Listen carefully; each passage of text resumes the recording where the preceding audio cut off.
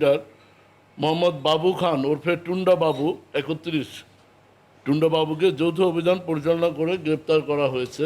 আমরা গ্রেপ্তার করেছি র্যাব ২ এবং র্যাব ৬ যৌথভাবে অভিযান পরিচালনা করে আমরা গ্রেপ্তার করি। এটার বিষয়ে আমরা আরও বিস্তারিত অবহিত করব। আপনারা জানেন বাংলাদেশ আমার অহংকার এই স্লোগান নিয়ে আমরা র্যাব প্রতিষ্ঠালগ্ন থেকে বিভিন্ন ধরনের অপরাধীদের গ্রেপ্তারের লক্ষ্যে কাজ করছি। অবৈধ অস্ত্র, গোলাবারুদ, চাঁদাবাজ, সন্ত্রাসী, খুনি, ছিনতাইকারী, অপহরণ এবং প্রতারকদের গ্রেপ্তার করে সাধারণ জনগণের আস্থা অর্জন করেছে র্যাব ইতিমধ্যে। এছাড়া মাদকের ভয়াল বিস্তার রোধে র্যাব নিয়মিত মাদক বিরোধী অভিযান পরিচালনা করে যাচ্ছে। আপনারা জানেন মাদকের চোরাচালান, চোরা কারবারি, চোরাচালানের রুট পর্যন্ত আমরা বিভিন্ন অভিযান পরিচালনা করি।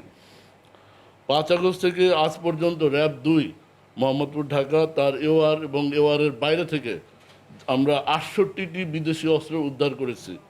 আমরা প্রায় ১৩,০০০ গুলি দেশি বিদেশি উদ্ধার করেছি।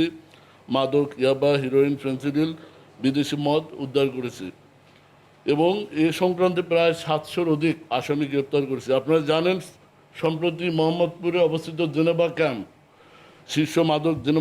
শীর্ষ মাদক ব্যবসায়ী, সন্ত্রাসী, চাঁদাবাজ ভুইয়া সোহেল ওরফে বুনিয়া সোহেল এবং মাদক ব্যবসায়ী চুয়া সেলিম, এই ২ শীর্ষ সন্ত্রাসীকে আমরা গ্রেপ্তার করে আইনের আওতায় নিয়ে আসছি।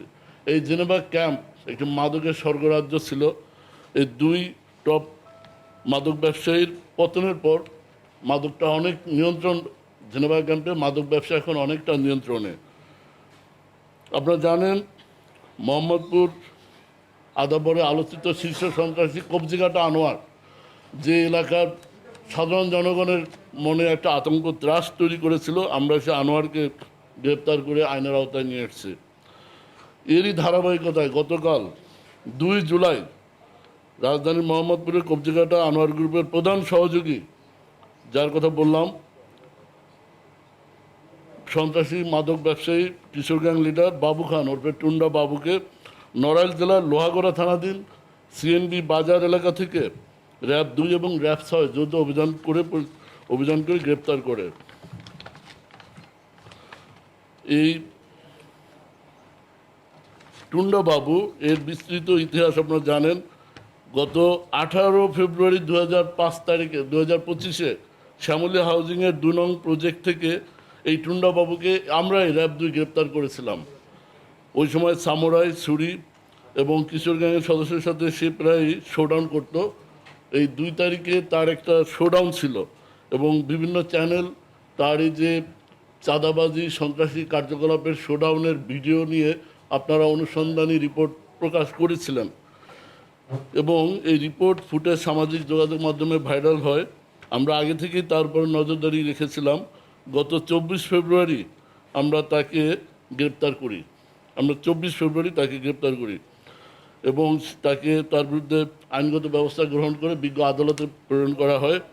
কিন্তু দুঃখের বিষয় ২ মাস ১০ দিন পরে ৫ই মে সে আবার ছাড়া পায় এবং ছাড়া পেয়ে এলাকায় এসে সে একইভাবে আবার সেই পূর্বের যে সন্ত্রাসী কার্যকলাপ, কিশোরগঞ্জকে নেতৃত্ব দেওয়া, মাদক ব্যবসার চাঁদাবাজি এবং কবজিঘাটা আনোয়ারের অনুপস্থিতিতে তার শূন্য জায়গা পূরণ করার জন্য সে আরও দ্বিগুণ বেগে এলাকায় সন্ত্রাসী কার্যক্রম শুরু করে। এবং আপনারা জানেন যে এরপর থেকে আমরা তাকে গ্রেপ্তারের জন্য তাকে অনুসরণ করি এবং গতকাল আমরা তাকে গ্রেপ্তার করতে সক্ষম হই। গত ২৯ জুন মাসে এই টুন্ডাবাবু মাদক ব্যবসায়ী রাজুকে এবং তার সহযোগীরা দেশীয় অস্ত্র দিয়ে কুপিয়ে মারাত্মক জখম করে। তার বিরুদ্ধে এ যাবৎ এবং এছাড়াও ৩০ জুন সে আদাবর থানায় টুন্ডাবাবুর সহযোগীদের বিরুদ্ধে একাধিক মাদক ব্যবসায়ীকে হত্যা চেষ্টার অভিযোগে মামলা রেকর্ড করা হয়। তার বিরুদ্ধে এ যাবৎ মোহাম্মদপুর আদাবর অন্যান্য থানা এলাকায় ৪টি হত্যা মামলা, ২টি ডাকাতি মামলা, ২টি মাদক মামলা এবং ২টি দস্যুতা মামলা রয়েছে। প্রাথমিক জিজ্ঞাসাবাদে টুন্ডাবাবু আমাদের জানায় যে কবজিঘাটা আনোয়ারের সাথে তার এক পর্যায়ে সুসম্পর্ক গড়ে ওঠে এবং সে আনোয়ারের রাইট হ্যান্ড হিসেবে সে কাজ করা শুরু করে। আনোয়ারের নির্দেশে মোহাম্মদপুর, আদাবর এবং পার্শ্ববর্তী থানা এলাকায় চাঁদাবাজি, মাদক ব্যবসা, ভূমি দখল, ভূমিদস্যু, হত্যা চেষ্টা, ডাকাতি, ছিনতাই, চুরি এসব অপকর্ম সে করে বেড়াতো। তার সবচেয়ে বড় যে অপরাধ প্রবণতা, মডাস অপারেন্ডি, সেটা হলো সে নির্বিচারে চাপাতি চালায়। নির্বিচারে শিশু, মহিলা, বৃদ্ধ, যাকে যেখানে পায় টার্গেট পেলে সে রিক্সা থামিয়ে, গাড়ি থামিয়ে নির্বিচার নৃশংসভাবে চাপাতি ব্যবহার করে, সামুরাই দিয়ে কোপায়, যেগুলো সামাজিক মাধ্যমে, সামাজিক যোগাযোগ মাধ্যমে ভাইরাল হলে জনমনে আতঙ্ক তৈরি হয়, অলরেডি হয়েছে। আমরা এই ভয়ানক সন্ত্রাসীকে এর আগেও একবার গ্রেপ্তার করেছি, আজকে আবার আমরা গ্রেপ্তার করে তার বিরুদ্ধে সর্বোচ্চ আইনি ব্যবস্থা গ্রহণ করা হবে। তো আমার পক্ষ থেকে মোটামুটি এটুক।